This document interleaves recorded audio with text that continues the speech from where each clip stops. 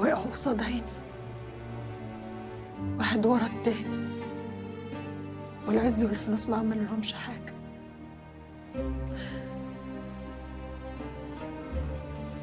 انت عارف يا باشا انا بقالي قد ايه ما نمتش؟ انا عايزة ارجع غرام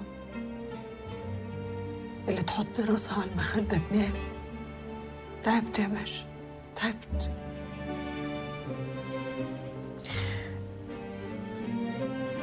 انا عايزة اضحك وعاوزة اساعدكم. يمكن اهلي وعيالي يسامحوني، يمكن يتصلح حالهم يا باشا. هما مالهمش ذنب في اللي انا عمله.